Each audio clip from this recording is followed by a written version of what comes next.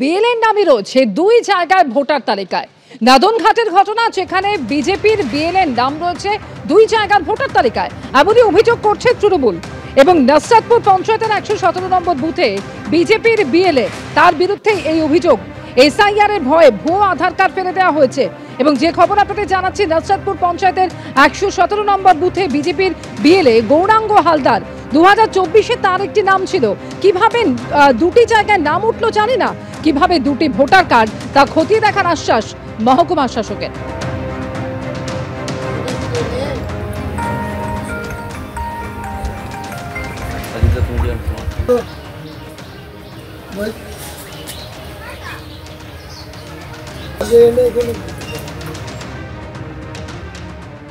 পানাপুকুরের মধ্যে উদ্ধার হলো 3 বস্তা আধার কার্ড। পূর্বস্থলীর ঘটনা এবং পূর্বস্থলীতে এই ঘটনায় চাঞ্চল্য তৈরি হয়েছে।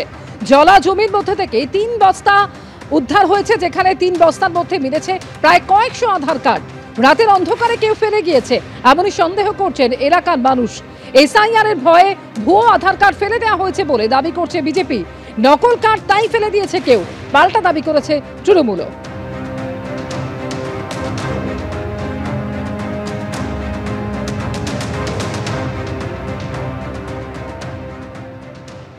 উত্তর শ্রীরামপুরের একটি বিলের ধারের জলাশয় থেকে উদ্ধার হয়েছে প্রচুর আধার কার্ড।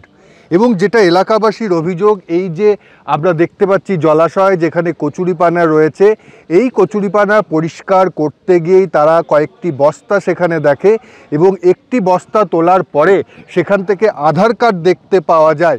এবং পুলিশ ঘটনাস্থলে আসে, আধার কার্ড নিয়ে যায় এবং এখনও বেশ কিছু আধার কার্ডের টুকরো সেগুলো কিন্তু এখানে স্পষ্ট দেখা যাচ্ছে।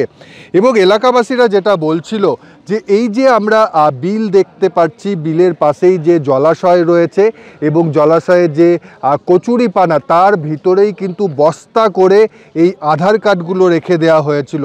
তাদের যেটা মূলত অভিযোগ যে এই আধার কার্ডগুলোকে নষ্ট করার জন্যই এখানে রাখা হয়েছিল। এবং এরপরেই শুরু হয়েছে রাজনৈতিক তরজা। বিজেপির তরফ থেকে অভিযোগ করা হচ্ছে যে এসআইআর, সেই ভয়েই কিন্তু কেউ বা কারা এই এত আধার কার্ড সেগুলো এখানে রেখে দিয়েছিল জলের মধ্যে যাতে নষ্ট হয়ে যায়। অন্যদিকে কোচবিহারে এবার দেখা গেল একই ব্যক্তির নামে জোড়া ভোটার কার্ড। শীতলকুচিতে মেহবুব আলম নামে এক ব্যক্তির নামে রয়েছে জোড়া ভোটার কার্ড এবং ভোটার কার্ডের নাম এক, কিন্তু বাবার নাম আলাদা। এনুমারেশন ফর্ম দিতে আসার সময় এই জোড়া ভোটার কার্ডের হদিশ পাওয়া যায়। মেহবুব আলম নামে ভোটারকে ধরে স্থানীয়দের মার সেই সময় উদ্ধার করলো পুলিশ। একই নামে আরেকটি জাল ভোটার কার্ড তৈরির অভিযোগ করছেন স্থানীয়রা। অনেক আগেই ভোটার তালিকায় নাম তুলেছেন দাবি আক্রান্তের।